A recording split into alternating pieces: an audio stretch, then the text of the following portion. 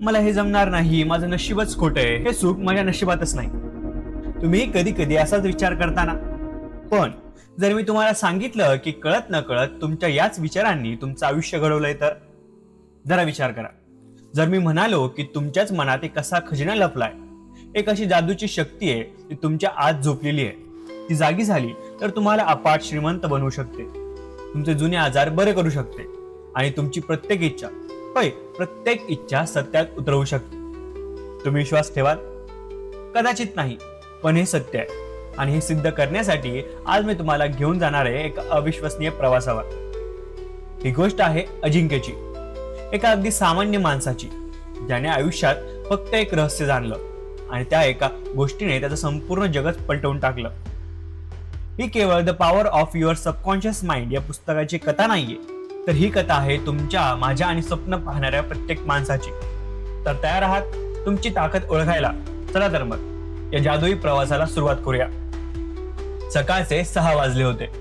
पुण्यातल्या एका छोट्याशा फ्लॅटमध्ये अजिंक्यच्या मोबाईलचा अलार्म जोरात वाजू लागला.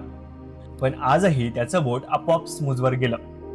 डोळे मिटलेच होते, पण डोक्यातली ती जुनी टेप पुन्हा सुरू झाली होती. यार, आज पुन्हा तोच दिवस, तेच ऑफिस, तीच बॉसची कटकट, तोच ताण आणि संध्याकाळी घरी गेल्यावर आईचं तेच रडगाणं. अजिंक्य, तुझं वय निघून चाललंय. ना धड नोकरी, ना लग्नाची काही बातमी. हे सगळं कधी बदलणार की कधीच नाही बदलणार? अजिंक्य 28 वर्षांचा तरुण, पुण्यातल्या एका IT कंपनीत काम करतो. वरवर पाहिलं तर सगळं ठीकठाक आहे, डिग्री आहे, स्किल आहे आणि पगारही बरा आहे. पण आतून तर पूर्णपणे कोसळलेला. कंपनीत 5 वर्ष झाली, पण एकही प्रमोशन नाही. त्याच्यासोबत जॉईन झालेले सगळे मित्र आज टीम लीड झालेत. कोणी परदेशात गेलंय आणि तो तिथेच आहे. दरवर्षी अप्रेझलच्या वेळी त्याला वाटायचं यावेळी नक्की जमेल, आणि दरवर्षी निकाल काय, पुढच्या वेळी अजून चांगलं काम कर. या एका वाक्याने हळूहळू त्याचं मन पोखरून काढलं होतं. मी बहुतेक यशासाठी बनलोच नाहीये, माझ्याकडून काही होणारच नाही, माझं नशीबच फुटकं आहे, असं तो म्हणायचा. त्या दिवशी ऑफिसला पोहोचला तेव्हा वातावरण आधीच गरम होतं. इनबॉक्स मध्ये लाल रंगाचा मेल चमकत होता. Urgent review meeting with Rajesh. त्याचं काळीच धडधडलं.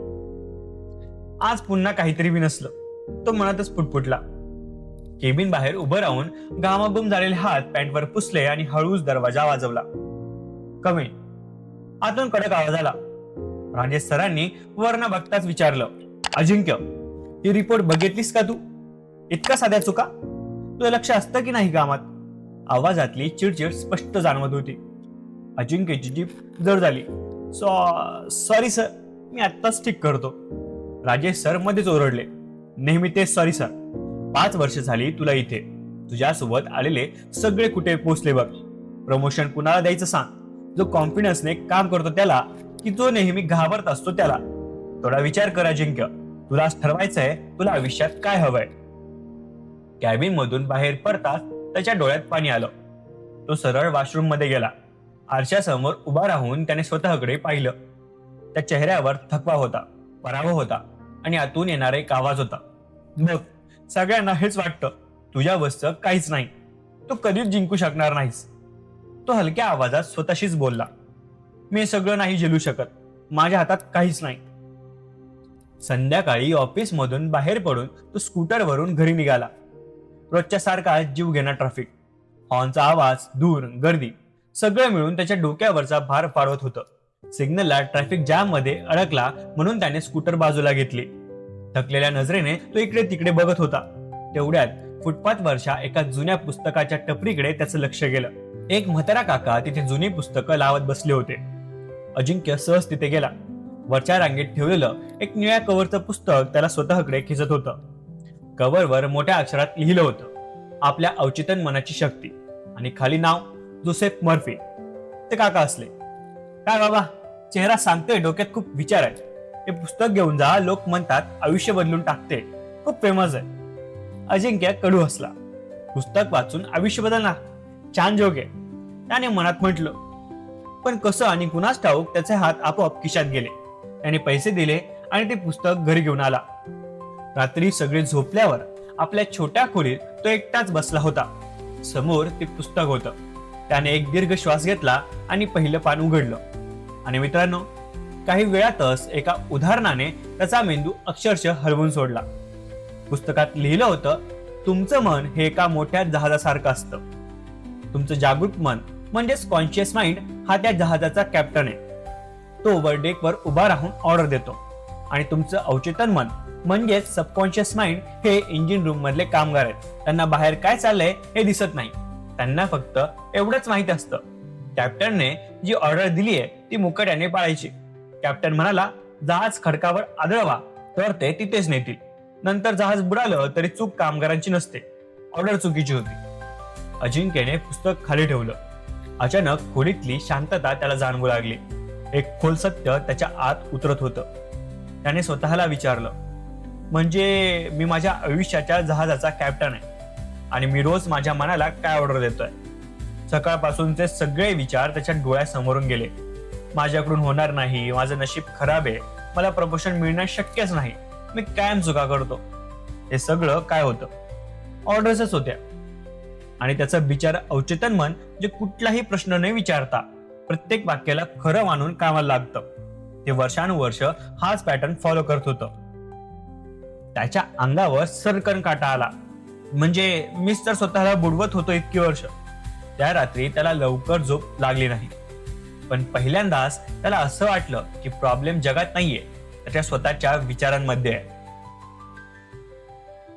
दुसऱ्या दिवशी ऑफिसला जाताना पुन्हा तोच ट्रॉफिक. सिग्नलला थांबल्यावर त्याला काल वाचलेलं एक वाक्य आठवलं. विचार म्हणजे बीज आहेत, जे पेराल तेच उगवेल. जर मी कायम भीती आणि अपयशाची बीज पेरत राहिलो तर फळही तसंच मिळणार. का नाही आज काहीतरी वेगळं करून बघू. त्याने हेल्मेटच्या आत डोळे मिटले, एक दीर्घ श्वास घेतला आणि मनातल्या मनात म्हणाला, आजचा दिवस चांगला जाणार आहे. मी शांत आहे, मी माझं काम उत्तम करतोय, माझ्यात ताकद आहे. आज जे काही होईल ते माझ्या चांगल्यासाठीच होईल. सुरुवातीला आतून एक टोमणे मारणारा आवाज आला, तर रे खोटं नको बोलूस, तुला स्वतःवर विश्वासच नाहीये. पण यावेळी त्याने त्या आवाजाकडे दुर्लक्ष केलं. तो आपली पॉझिटिव्ह वाक्य परत परत म्हणत राहिला. ऑफिसला पोहोचल्यावर त्याने ठरवलं, बघू यातून काय होतं ते. अर्धा दिवस गेला आणि गंमत म्हणजे त्याचं लक्ष कामात लागत होतं.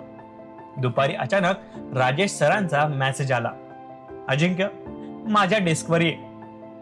तो थोडा घाबरतच गेला. पण राजेश सर यावेळी शांत होते. काल मी जरा जास्त चिडलो, पण खरं सांगू तुझ्या कामात दम आहे, फक्त तू घाबरतोस. पुढच्या आठवड्यात एक नवीन प्रोजेक्ट येतोय, मला वाटतं तू त्यात लीड घ्यावं, जमेल ना? राजेश सरांनी विचारलं. अजिंक्यच्या डोक्यात सवयीने एक विचार आला, मी नाही करू शकत. पण त्या क्षणी त्याला कालचं वाचलेलं आठवलं, कॅप्टनचे ऑर्डर. त्याने त्या नकारात्मक विचाराला तिथेच थांबवलं आणि पहिल्यांदाच नजरेला नजर भिडून म्हणाला, हो सर, नक्की जमेल. तो फक्त एक छोटा हो होता, पण त्याच्या आत काहीतरी मोठं बदललं होतं. दिवस जात होते. आता त्याने एक सवयच लावून घेतली होती. रोज सकाळी उठल्या उठल्या आणि रात्री झोपण्यापूर्वी 5 मिनिटं तो स्वतःशीच बोलायचा. शांत बसायचा, डोळे मिटायचा आणि म्हणायचा, मी हुशार आहे, माझी मेमरी शार्प आहे, मी यशासाठी लायक आहे, माझ्यासाठी नवीन संधी येत आहेत. सुरुवातीला हे सगळं त्याला खूप फिल्मी वाटायचं, पण त्याला पुस्तकातलं वाक्य आठवायचं, तुमच्या सबकॉन्शियस माइंडला खरं आणि खोटं यातला फरक कळत नाही.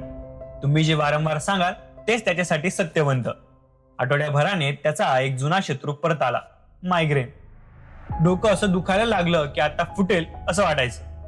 नेहमीच्या गोळ्या घेऊनही काही फरक पडत नव्हता. तो वैतागून बिछाण्यावर पडला. तेवढ्यात त्याला आठवलं, पुस्तकात लिहिलं होतं, ज्या शक्तीने तुमचं शरीर बनवलंय ती शक्ती त्याला बरं सुद्धा करू शकते. तुमच्या अवचेतन मनाकडे तुमच्या शरीराचा ब्लूप्रिंट असतो. चल हे पण ट्राय करू, त्याने ठरवलं. खोलीचा लाईट बंद केला, डोळे मिटले आणि शरीराला एकदम सैल सोडलं. आणि मग अगदी प्रेमाने, जसं आई बाळाला सांगते तसं तो आपल्या मनाला सांगू लागला, माझं डोकं एकदम हलकं होतंय, माझ्या मेंदूतला सगळा ताण निघून जातोय, हिलिंग पॉवर माझ्या शरीरात वाहते, मी पूर्ण बरा आहे, उद्या सकाळी मी एकदम फ्रेश उठणार आहे. तर हे वाक्य हळुवारपणे पुन्हा पुन्हा म्हणत राहिला.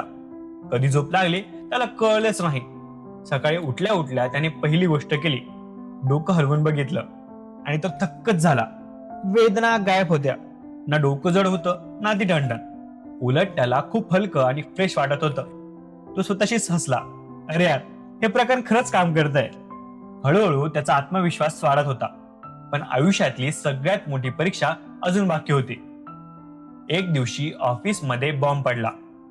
हेड ऑफिस वरून व्हाईस प्रेसिडेंट येणार होते आणि पुणे ऑफिसच्या कामाचा रिव्ह्यू घेणार होते. राजेश सरांनी जाहीर केलं, अजिंक्य, क्लायंटचं प्रेझेंटेशन तू देणार आहेस व्हीपी सरांसमोर. हे ऐकताच अजिंक्यच्या पोटात मोठा गोळा आला. जुन्या भीतीचे सीन डोळ्यासमोर नाचू लागले. एवढ्या मोठ्या माणसांसमोर माझं इंग्लिश अडकळलं तर, मी काही विसरलं तर, सगळ्यांसमोर इज्जत जाईल, नोकरी पण जाऊ शकते. रात्री घरी येऊन तो टेन्शन मध्ये बसला होता. पुस्तक समोर उघडच होतं. त्याची नजर एका ओळीवर गेली. भीती म्हणजे काय? जे काही वाईट होऊ शकतं त्याची तुम्ही मनात केलेली रंगीत तालीम म्हणजे भीती. तुम्ही अपयशाची प्रॅक्टिस करता म्हणून घाबरता. मग उलट करून बघा ना, यशाची प्रॅक्टिस करा. त्याला एकदम पटलं. खरंच की, मी प्रेझेंटेशनच्या आधी 100 वेळा इमॅजिन केलंय की मी फेल होतोय. यालाच तर लोक फिअर म्हणतात. पुस्तकात पुढे लिहिलं होतं, तुमची कल्पनाशक्ती हे तुमच्या सबकॉन्शियस साठी कमांड आहे. तुम्ही जो सिनेमा डोक्यात चालवता, तुमचं मन तीच गोष्ट वास्तवात आणायला बघतं. त्याने ठरवलं, ठीक आहे, आता उलटा सिनेमा चालू. फेल होण्याचा नाही, जिंकण्याचा. पुढे 3 दिवस त्याने एक भन्नाट प्रयोग केला. तो दिवसातून 3 वेळा, सकाळी, दुपारी, लंच ब्रेकमध्ये, रात्री, एका शांत जागी बसायचा. डोळे मिटून एक सिनेमा बघायचा. आणि काय होता तो सिनेमा? तो कॉन्फरन्स रूम मध्ये उभा आहे. समोर व्हीपी सर आणि मोठे अधिकारी बसलेत.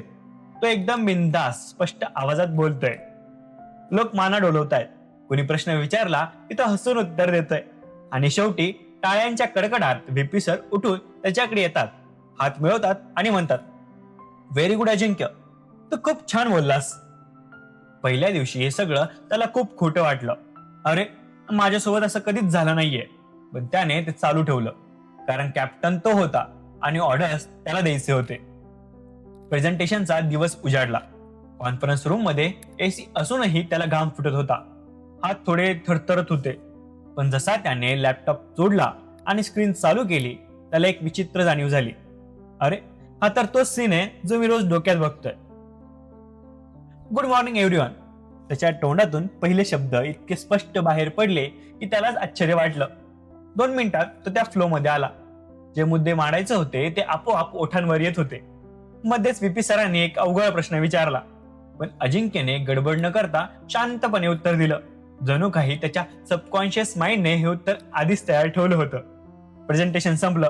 1 सेकंद शांतता पसरली आणि मग टाळ्या वाजल्या. व्हीपी सर खरंच उठले आणि अजिंक्यचा हात हातात घेतला आणि म्हणाले, वेल डन अजिंक्य, तुझ्या विचारांमध्ये खूप क्लॅरिटी आहे. असंच काम करत राहा. वॉशरूम मध्ये जाऊन त्याने आरशात पाहिलं. तिथे आता तो जुना हताश मुलगा नव्हता. तिथे एक नवीन अजिंक्य उभा होता, ज्याला आता स्वतःवर विश्वास वाटू लागला होता. त्याच्या डोळ्यात पाणी आलं, पण ते आनंदाचं होतं. त्याला मोकळं वाटत होतं. दिवस पालटले, नवीन जबाबदाऱ्या आल्या, पगार वाढला आणि त्याच्यासोबत त्याचे विचारही बदलले. आधी पैसे खर्च करताना त्याला गिल्ट यायचं, माझ्याकडे पैसे नाहीयेत, मला हे परवडणार नाही. आता त्याने हेच वाक्य बदलून टाकलं. तो म्हणाला, पैसा योग्य वेळी माझ्याकडे येतोय, माझ्या गरजा पूर्ण होत आहेत, मी श्रीमंत होण्याच्या लायक आहे. तो गमतीने स्वतःला म्हणायचा, इतके वर्ष मी माझ्या सबकॉन्शियस व्हॉट्सअपवर चुकीचे मेसेज पाठवत होतो. मी गरीब आहे, मी दुर्दैवी आहे. आणि बिचाऱ्यावर तेच मेसेज खरं मानून तसं वागत होतं. आता मी ग्रुप ऍडमिन आहे. आता मेसेज बदललेत, मी सक्षम आहे, मी लकी आहे. बघूया आता लाईफ मध्ये काय रिप्लाय येतोय. पण अजून एक काटा त्याच्या मनात रुतलेला होता. त्याचा जुना मित्र प्रशांत, ज्याने त्याला पैशांच्या बाबतीत फसवलं होतं. प्रशांतचं नाव निघालं की अजिंक्यचं डोकं सटकायचं. त्याला मी कधी सोडणार नाही, हा राग त्याला आतून जाळत होता. पुस्तकातल्या माफी या चॅप्टरने त्याला विचार करायला लावलं. तिथे लिहिलं होतं, दुसऱ्याला माफ करणं म्हणजे त्यावर उपकार करणं नाही, तर स्वतःच्या मनाला विषमुक्त करणं आहे. जोवर तुम्ही राग धरून ठेवता तोवर तुम्ही त्या वेदनेत अडकलेले असता. अजिंक्यने विचार केला, खरंच मी प्रशांतला शिक्षा देण्यापेक्षा स्वतःला जास्त त्रास देतोय. त्याने एक प्रयोग केला. रोज झोपण्यापूर्वी तो प्रशांतचा चेहरा डोळ्यासमोर आणायचा आणि म्हणायचा, मी तुला सोडून दिलंय, मी तुला माफ केलंय, तू तिथे असशील तिथे सुखी राहा, मी आता या ओझ्यातून मुक्त आहे. सुरुवातीला हे म्हणताना त्याला खूप राग यायचा, पण हळूहळू त्या शब्दांतली धार कमी झाली आणि एके दिवशी त्याला जाणवलं की आता प्रशांतचं नाव ऐकून त्याला काहीच वाटत नाहीये. तो राग, ती जळजळ गायब झाली होती. आणि गंमत बघा, ज्या आठवड्यात त्याने मनातून तो राग सोडून दिला त्याच आठवड्यात एका जुन्या इन्शुरन्स पॉलिसीचे पैसे त्याला मिळाले, ज्याची त्याला आशाच नव्हती. आई हसून म्हणाली, बघ, देव उशिरा देतो पण देतो नक्की. अजिंक्यने मनात म्हटलं, कदाचित ते तेव्हाच आले असते जेव्हा मी माझ्या आतला रस्ता मोकळा केला असता. 1 वर्ष उलटून गेलं. आज तोच अजिंक्य सकाळी आपल्या नवीन कारमधून ऑफिसला चाललाय. ट्रॅफिक आजही तसाच आहे, गर्दी तशीच आहे, पण त्याच्या आतली शांतता आता वेगळी आहे. तो आता सिनियर डेव्हलपर आहे, त्याची स्वतःची टीम आहे आणि हो, त्याचं लग्नही ठरलंय. पण सगळ्यात मोठी कमाई काय, आता तो स्वतःला बिचारा समजत नाही. काल रात्री आई त्याला म्हणाली, अजिंक्य, हल्ली तू खूप वेगळा दिसतोस रे, चेहऱ्यावर एक वेगळंच तेज आहे, काय झालंय? तो हसला आणि म्हणाला, काही नाही गाई, फक्त आता मी माझ्या मनाशी मैत्री केली आहे. मित्रांनो, अजिंक्यची गोष्ट इथे संपते, पण आपली सुरू होते. कदाचित तुम्ही आता बसमध्ये असाल, ऑफिसमध्ये असाल किंवा घरी एकटे असाल. कदाचित तुमच्याही मनात ती जुनी टेप वाजत असेल, माझ्यासोबत असं का होतं, मला यश का मिळत नाही. पण जर मी तुम्हाला सांगितलं की फक्त फॅक्ट नाही, हे फक्त तुमचे विचार आहेत, आणि जर अजिंक्य बदलू शकतो तर तुम्ही बदलू शकता. तर लक्षात ठेवा, तुमच्या आयुष्याच्या जहाजाचे कॅप्टन तुम्ही आहात. आजवर तुम्ही चुकीच्या ऑर्डर्स दिल्या असतील, मी कमजोर आहे, माझं काही खरं नाही. पण आज, आत्ता, या क्षणी तुम्ही नवीन ऑर्डर देऊ शकता. जादूची कांडी फिरणार नाही, पण एक छोटी सुरुवात नक्की होईल. रोज फक्त 5 मिनिटं स्वतःसाठी वेळ काढा. डोळे मिटा आणि स्वतःला सांगा, मी तयार आहे, मी बदलू शकतो, माझं मन माझ्यासोबत आहे. परिस्थिती लगेच बदलणार नाही, पण तुमच्या बघण्याचा दृष्टिकोन बदलेल. आणि ज्या दिवशी दृष्टिकोन बदलेल त्या दिवशी नशीब बदलायला वेळ लागणार नाही. तुमचं अवचेतन मन तुमचा गुलाम नाही, तर तो तुमचा मित्र आहे. त्याला फक्त प्रेमाने सांगा तुम्हाला काय हवंय, आणि बघा तो तुमच्यासाठी काय काय करू शकतो. आज रात्री झोपताना जुन्या चिंता उशाशी घेऊन झोपू नका. त्याऐवजी एक छान स्वप्न, एक नवीन विचार घेऊन झोपा, कारण तुमचं भविष्य तुमच्या विचारांमधूनच जन्माला येणार आहे. मित्रांनो, अजिंक्यची ही कहाणी जर तुम्हाला तुमच्या स्वतःच्या आयुष्याशी जोडली गेल्यासारखी वाटत असेल, किंवा यातून तुम्हाला थोडी जरी नवी उमेद मिळाली असेल, तर एक छोटीशी विनंती आहे. तुमच्या एका लाईकमुळे आणि सबस्क्राईबमुळे मला अशा नवनवीन आणि पॉवरफुल कहाण्या तुमच्यापर्यंत घेऊन येण्यासाठी खूप उत्साह मिळतो. त्यामुळे लाईक आणि सबस्क्राईब करायला कंजूसी अजिबात करू नका.